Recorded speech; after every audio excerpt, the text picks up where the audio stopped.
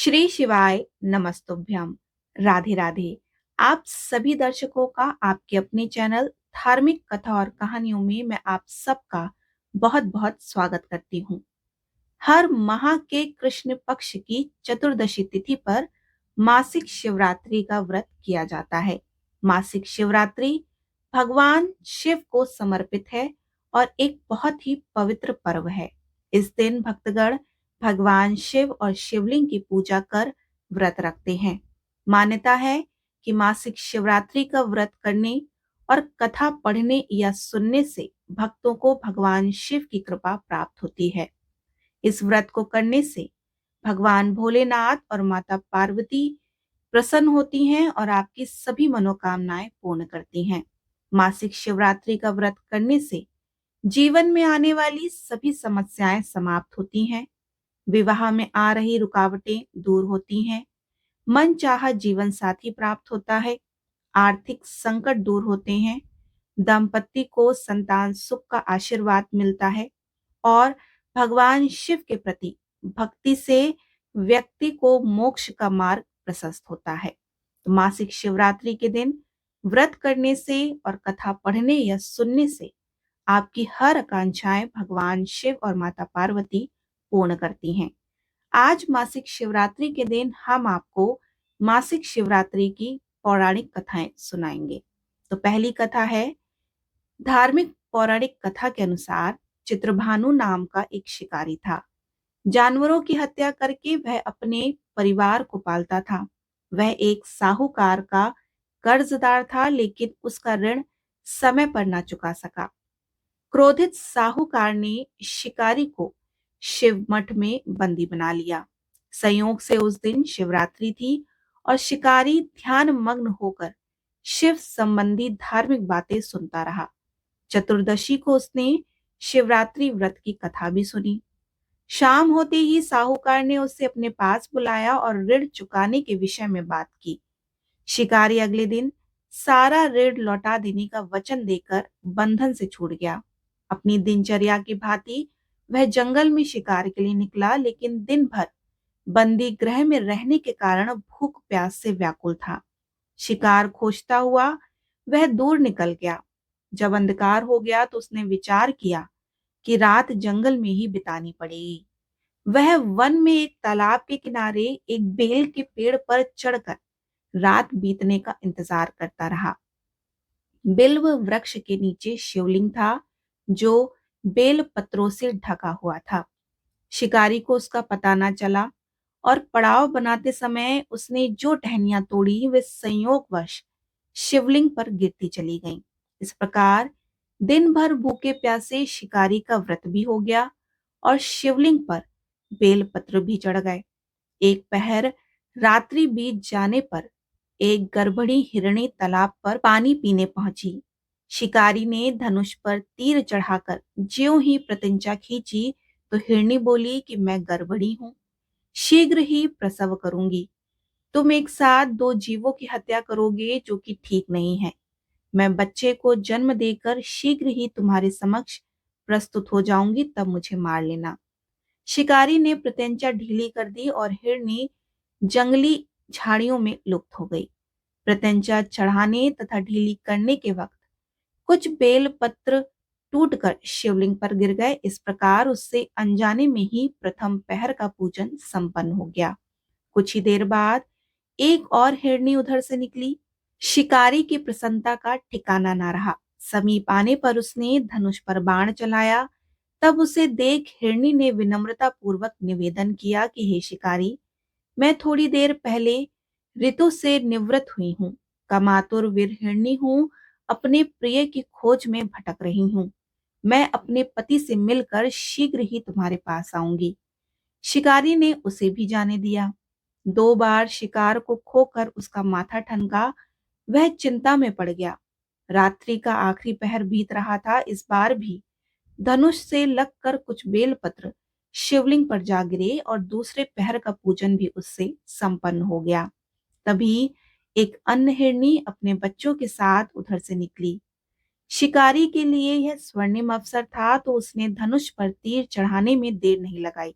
वह तीर छोड़ने ही वाला था कि हिरनी बोली कि हे शिकारी, मैं इन बच्चों को इनके पिता हवाले करके लौट आऊंगी। इस समय मुझे मत मारो। शिकारी हंसा और बोला कि सामने आए शिकार को छोड़ दूं, ऐसा मैं मूर्ख नहीं। इससे पहले मैंने 2 बार अपना शिकार खो चुका हूं। मेरे बच्चे भूख प्यास से व्याग्रह हो रहे हैं।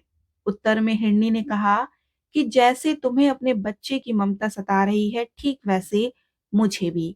हे शिकारी, मेरा विश्वास करो, मैं इन्हें इनके पिता के पास छोड़कर तुरंत लौटने की प्रतिज्ञा करती हूँ। हिरनी का दुख भरा स्वर सुनकर शिकारी को उस पर दया आ गई। उसने उस मृगी को भी जाने दिया। शिकार के अभाव में तथा भूख प्यास से व्याकुल शिकारी अनजाने में ही बेल वृक्ष पर बैठा बेल पत्र तोड़ तोड़ कर नीचे फेंकता जा रहा था। पांव फटने को ही और एक हष्ट पुष्ट मृग उसी रास्ते पर आया। शिकारी ने सोच लिया कि इसका शिकार वह अवश्य ही कर कर रहेगा।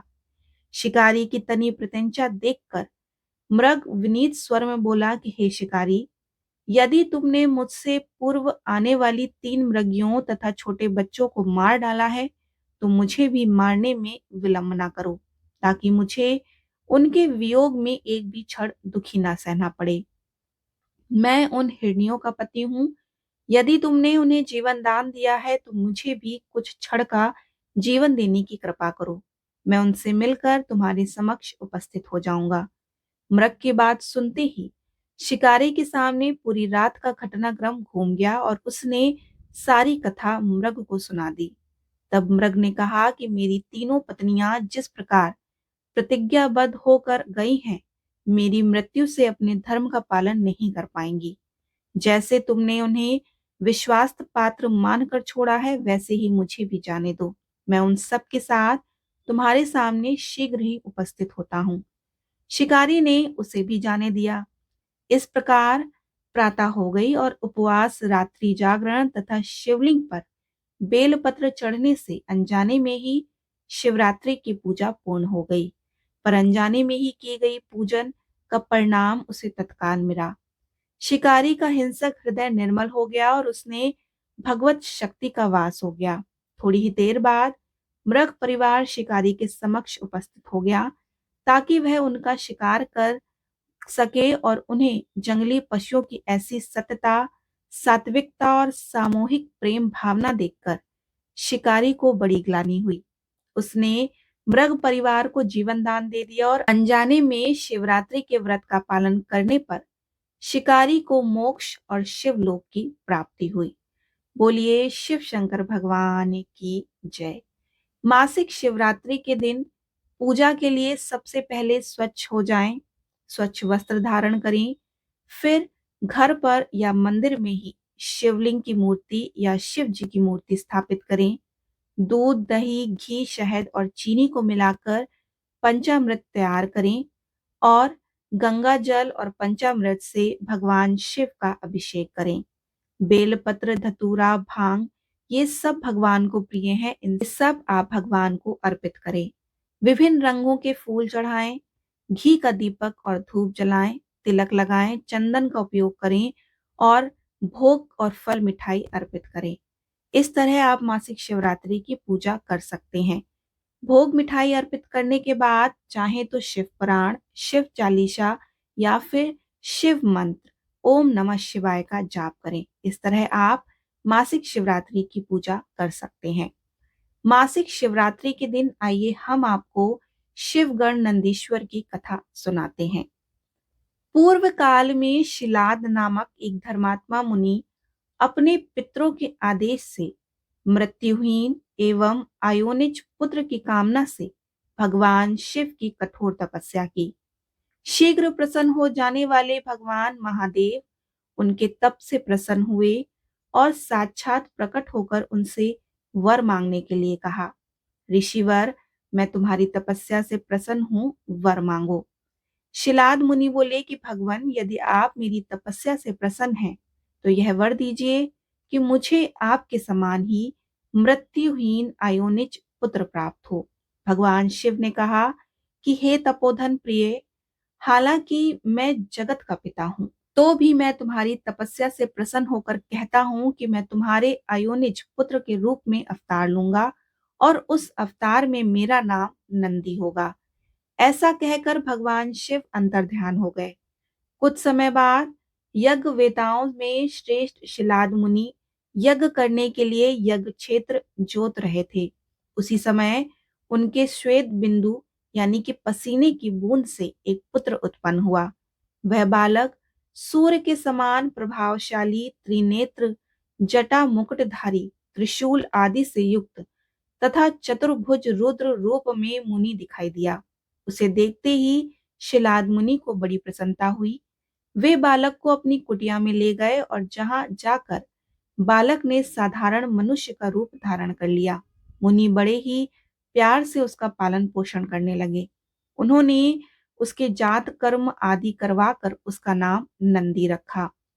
बालक 5 वर्ष की आयु तक सभी वेदों शास्त्रों का ज्ञाता हो गया। 7वां वर्ष पूरा हुआ तो वहां 2 मुनि मिलने आए और उनमें से एक का नाम मित्र था और दूसरे का नाम वरुण। उन्होंने मुनि शिलाद को बताया कि आपके पुत्र की आयु मात्र 1 वर्ष ही शेष है। यह जानकर मुनि शिलाद चिंतित हो उठे। नंदी ने उन्हें ढांढस बंधाया और उसने आत्मविश्वास पूर्वक अपने पिता से कहा कि पिताश्री, आप चिंतित ना हो, यमराज मेरा कुछ नहीं बिगाड़ पाएगा। शिव काल के भी काल हैं, मैं भगवान शिव की आराधना करूंगा और उसके प्रभाव से मृत्यु पर विजय पाऊंगा। ऐसा कहकर नंदी वन को चले गए और भगवान शिव की प्रसन्नता के लिए तपस्या करने लगे। उन्होंने 3 नेत्र, 10 भुजा, 5 मुख वाले भगवान सदाशिव का ध्यान लगाया तथा रुद्र मंत्र का जाप किया। उनकी तपस्या से प्रसन्न होकर भगवान शिव और माता पार्वती प्रकट हुए। उन्होंने नंदी से कहा कि शिलानंदन, तुमने बड़ा ही उत्तम तप किया है। तुम्हारी इस तपस्या से मैं परम संतुष्ट हूँ। तुम्हारे मन में जो भी अभिष्ट हो मांग लो। नंदी भाव विभोर होकर उनके चरणों में लेट गए। तब शिव ने उन्हें उठाया और बोला कि वत्स, उन दोनों विप्रों को मैंने ही भेजा था। तुम्हें भला मृत्यु का क्या भय? तुम तो मेरे ही समान हो। तुम अजर अमर, दुख रहित व अक्षय होकर मेरे गणनायक बनोगे। तुमसे मेरे ही समान बल होगा और तुम सदा मेरे पार्श्व भाग में स्थित रहोगे। मेरी कृपा से जन्म, जरा और मृत्यु जैसे विकार तुम्हारे शरीर का स्पर्श भी न कर पाएंगे।